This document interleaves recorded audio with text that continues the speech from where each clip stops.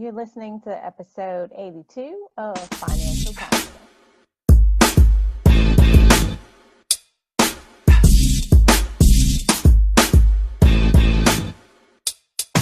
Hey, and welcome to Financial Confidence. I'm your host, Lynn Demmons, and we thank you so much for joining us here at wytv7.org. Whether this is your first episode or your 82nd episode, we thank you so much for joining us here where we are having true confessions and conversations about your finances. Our guiding principle for this show is Matthew 6:33. But seek ye first the kingdom of God and his righteousness, and all these things shall be added unto you. Yes, we also implore that you pray over your finances so you can do what you're called to do. That's to build generational wealth. Yes, leave an inheritance for those children, for the children's children. If you will, take a moment and bow with me. Lord, help us to value the things in this world that are really valuable. That's our relationship with you, our lives, and our families.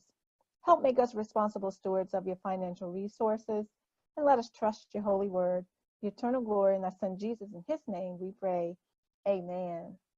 Guys, we thank you so much for tuning in for this episode of Financial Confidence, where we'll be talking about the C word today. Yes, your credit. Whether you're dealing with your personal credit or your business credit, there's always something that we can do to get to our next. Whether you want to go from a low credit score for your personal credit up into the 800s. How do you actually do that? What are the steps you need to take? Well, this is the show for you. You're in the right place with the right people doing the right thing at this time. All you have to do is take action on the information you receive, be intentional in those actions, be consistent, and you will achieve those results. Also, for those of you who are out there, you started that new business because you've been listening and you were making your money, keeping your money. Now you want to also grow your money, but we also need to build business credit so that you're able to grow that in the right way if you have started on that business venture. So making sure that, you're checking on your Dun and Bradstreet in your business to ensure that you are building a credit profile for your business so you don't have to use your personal credit to guarantee those business credit cards, business loans, whatever the case may be. Your business can stand alone. There are simple steps that you can put in place. No, this won't happen overnight, but it can happen within a short time frame if you do your due diligence in getting everything set up the right way, paying in a timely fashion, and moving to your next level, guys, because we all know, we've heard the saying over and over and over that cash is king. Well, in actuality, guys, cash is not, because cash goes away. Cash can be destroyed, but your credit, that's something truly, totally different. That's next level conversation. How do you now utilize your credit to be able to build generational wealth?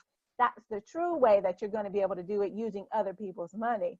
But there are some concepts, there are some things we need to get in place so that we can get to that level. So we don't want to get ahead of ourselves. What I want to share with you is an actual training that I've completed on how to build that business credit. So today's show is what to do if your credit won't get it, right? Some of us, our credit just won't get it for us.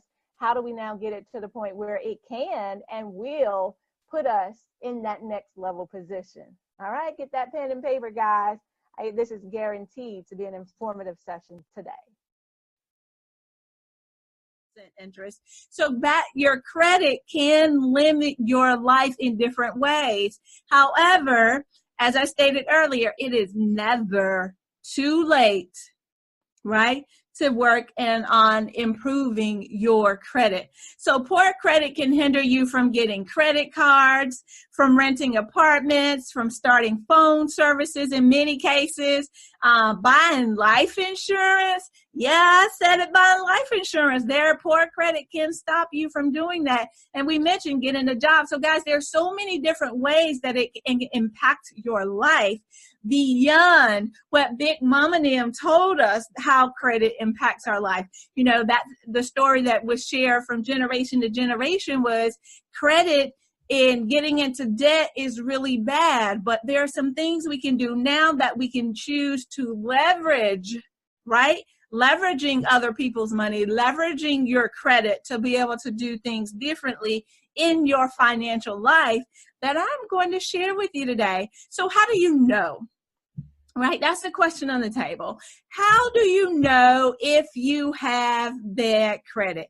First and foremost, you don't know until you look and know where you're starting, right? So definitely, first and foremost, the number one thing you need to do is go pull your credit report.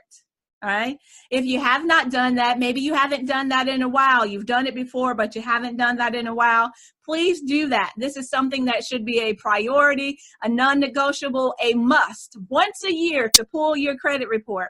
What we do in our family is at the beginning of the year, we take the time out to pull, because there's a free annual credit report out there, right?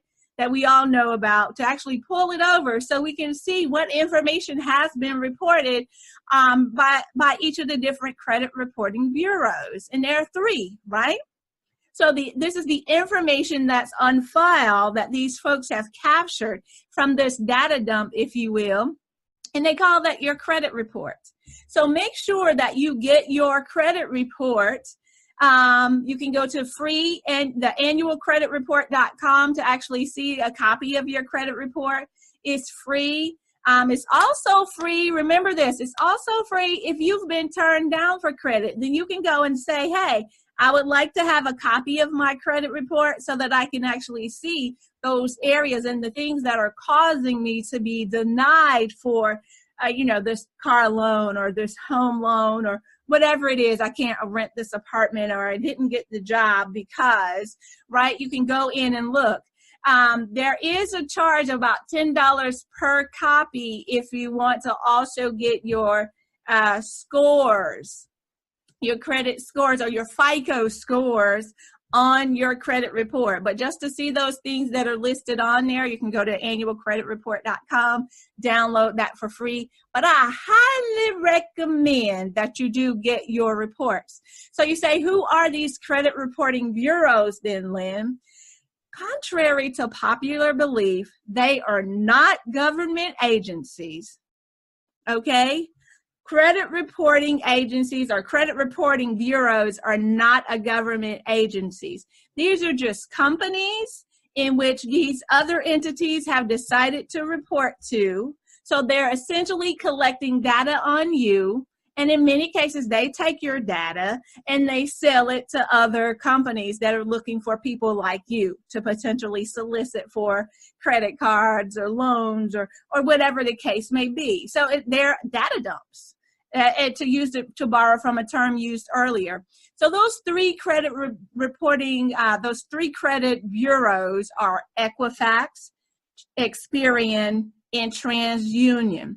And you've heard of all 3 of those before, but please know, if you didn't know that, they are not government agencies. These are companies out there that have taken advantage of the opportunity to get your data and now sell it to others. But because of the fact that they take your data and they sell it to others, your credit score is very important. It's vital to your ability to be able to leverage other people's money to change your financial situation.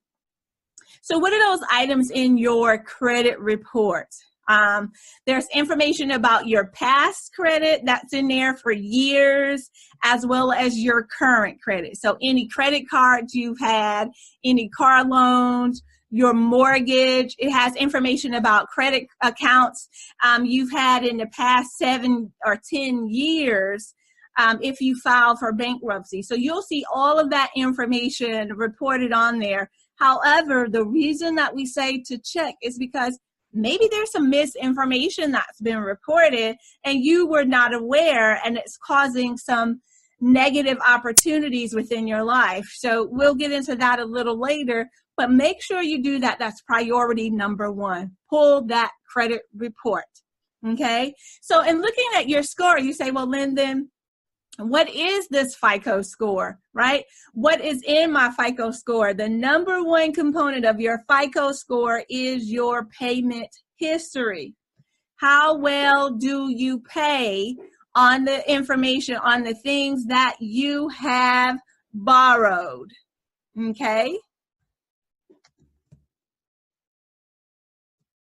So your payment history, which makes up 35% of your FICO score, is very important. In looking at your payment history, it's just whether or not you pay on time. And what you can do in the event, we all understand things happen in life, right? If you do happen to slip up and you miss one payment, right? You miss one payment, say your payment's 30 days late because, something happened. Maybe you were going on a trip or a vacation and you missed payment for that particular item. There's a such thing as a goodwill letter that you can write to the company and actually ask them to forgive that, if they can remove that. And in many cases, they will. Sometimes it doesn't even require a letter. Sometimes you can call them up and ask that that's removed. But most opportunities, it depends upon the organization or the entity that you're working with.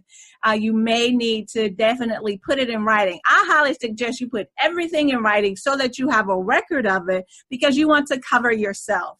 So 35% of your score is your payment history. So make sure moving forward that you pay on time. The minimum balance, if you want to put extra toward it, it doesn't matter. Just make sure that it is done on time. And if you foresee something that's going to happen, make sure you call. Give a courtesy call up front so that you can make some sort of negotiations on your behalf that are going to be beneficial to both parties. The second most important thing is the amount owed. What is the amount you owe? Okay, so looking at the amount owed, so let's look at your credit. You have different types of things on your credit. You have revolving credit or you have fixed credit. Okay, your revolving credit would be your credit cards and things of that nature that are going to replenish. So if I have a $1,000 credit card and I spend up $500 and then I pay that $500 off, I still have $1,000 worth of credit available to me. So that's revolving credit as opposed to fixed credit. Fixed credit would be like my car loan. My car loan is $20,000. I pay that off, $500. And now it's come down to $19,500, right? That's what I'm paying off. It doesn't revolve back to the $20,000 available to me in the same way that the revolving credit does. So revolving credit is huge. When we talk about the amounts owed, this is the huge portion of your FICO score. So looking at your revolving credit, what's available to you? As long as you keep that, your utilization, your usage below 30%, okay? Make sure you keep that usage below 30%. Dare I say, try to go to 10%. But as long as you keep it below 30%, that's favorable and that works in your favor as far as your FICO score is concerned. So let's say you have a credit card for $1,000 and you've spent $800 on that credit card. Your credit utilization is now 80%. So you owe 80% of the credit that you have available to you. And that's considered to be risky for many creditors when we're looking at this. So what you do now, if you're in that situation, and many of us may be in that situation, there are a couple of things that you can do that can now boost your ability to improve your FICO score. And one of those is an authorized user, okay?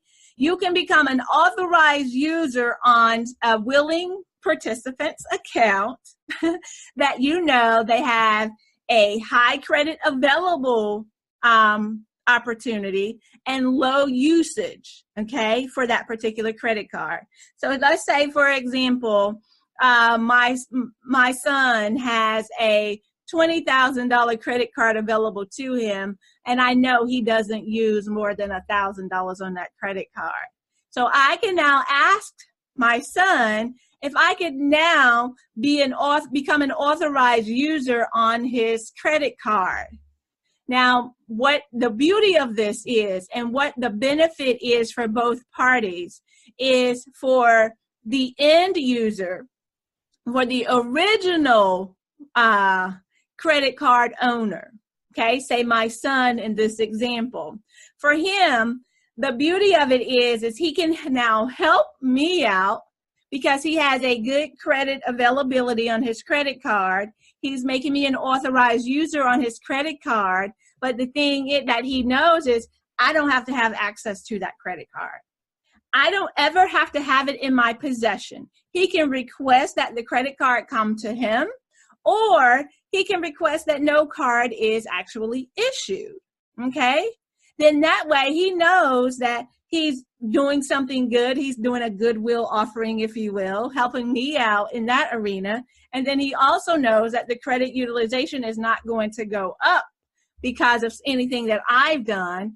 And he also knows that he will not be impacted by what I have going on in my situation. So that's the beauty of it. And make sure that that is also shared, that you do not impact the credit of the individual in whom you are requesting this assistance from, okay? So your credit score, your credit history does not connect to that individual, that other person who has made you an authorized user. So that's something quick and simple that you can do. Find someone who has good credit. They must be a willing participant now, a willing participant who is saying, okay, yes, I'm willing to do this for you, give you access to my American Express card, so that now you no longer have that $1,000 credit card with $800 utilization, making it 80%. You now have $21,000, right, available to you so that you can have a lower amount owed, right, percentage owed in the credit that's available to you.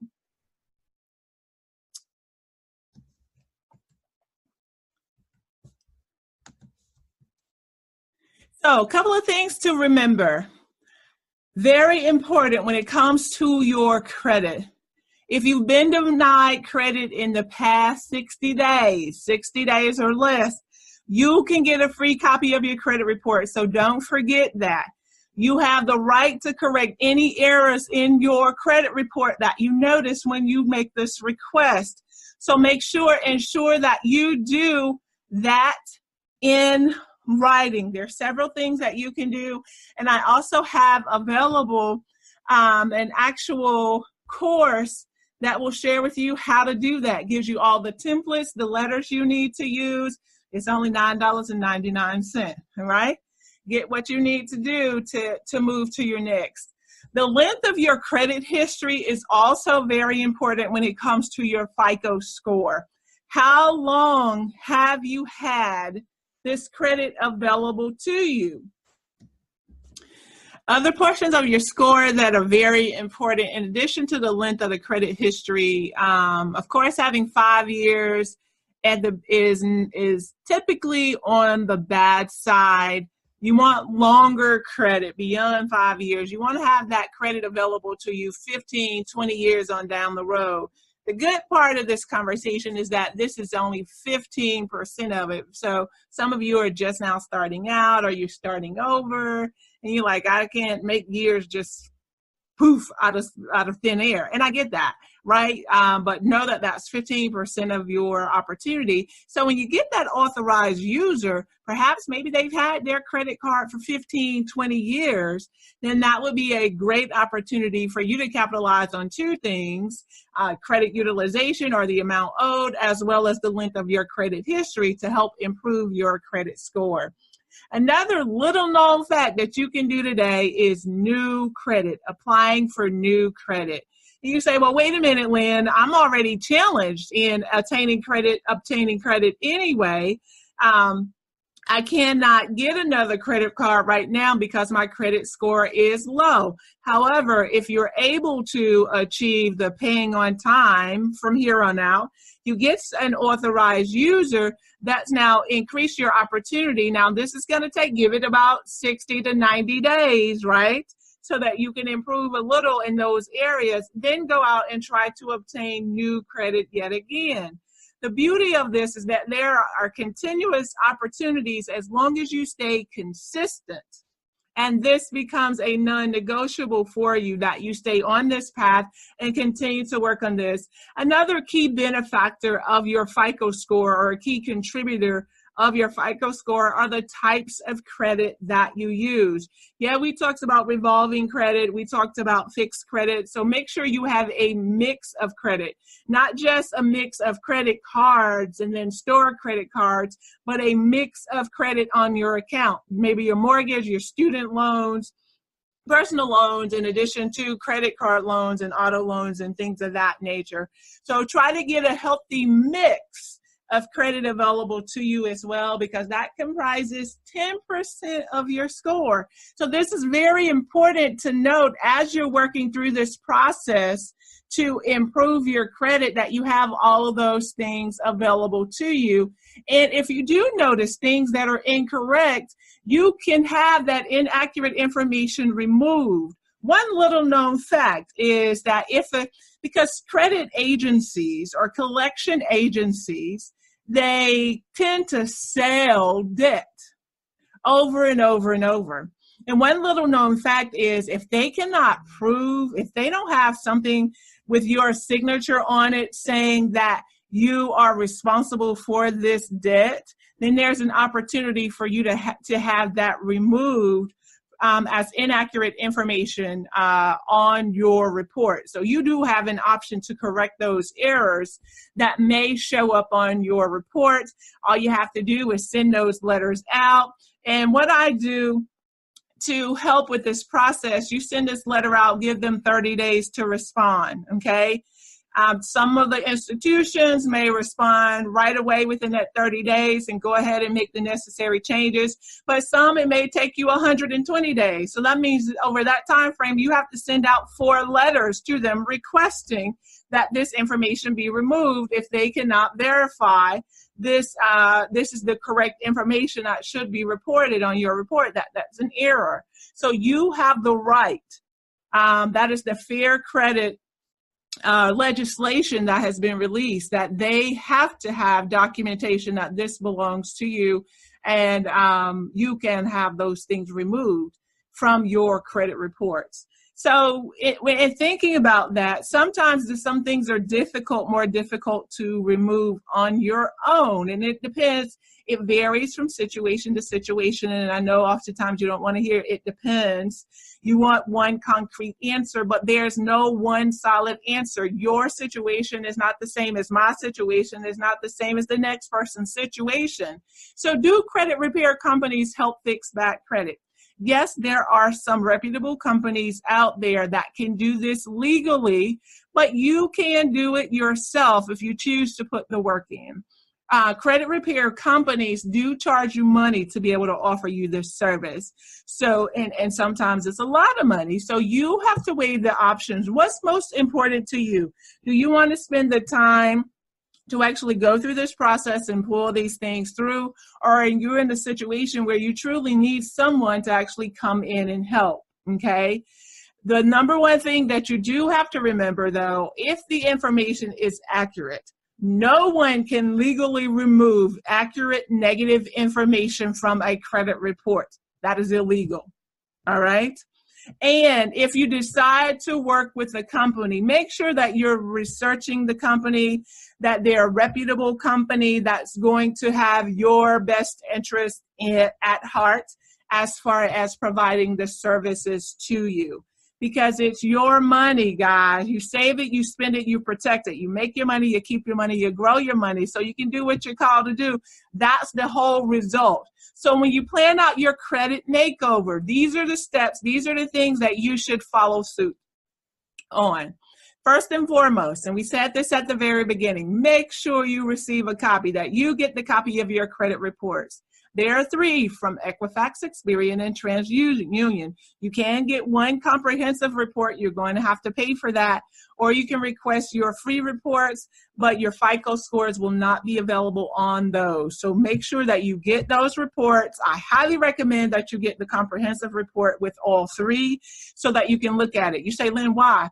Because you could have a very different credit score on each one of those. You could have a 700 on Experian, a 600 on TransUnion, and then a 650 with Equifax. And you say, well, why in the world does that happen?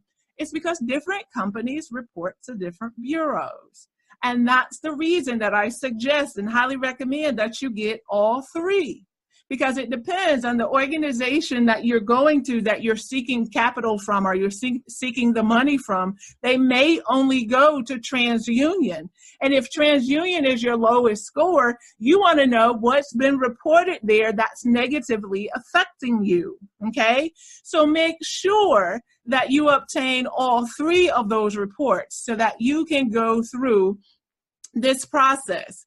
And while you're going through, review and understand your credit. Make sure that you review every single line by line, what's on there, and that those things truly belong to you.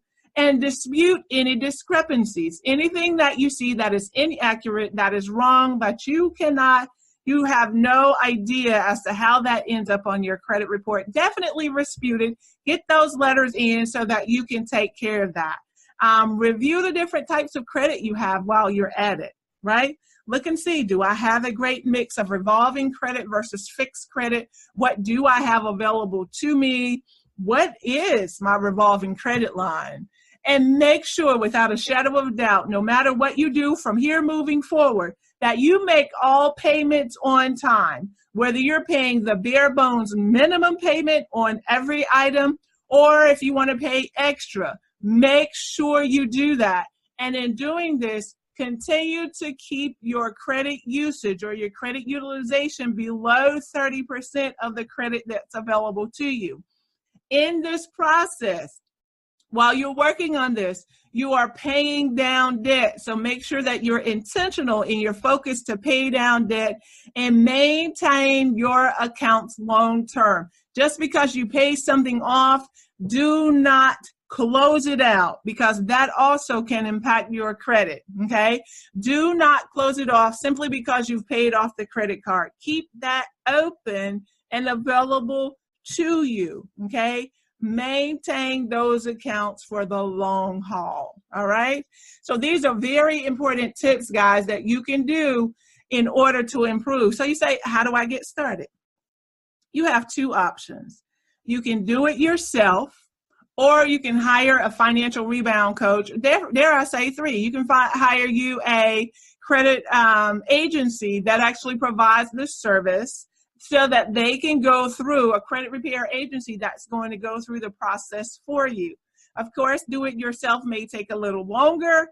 However, it's going to cost you your time, but you get the knowledge. You get the experience and expertise, and it positions you in a different way when you know exactly what's going on with your financial situations.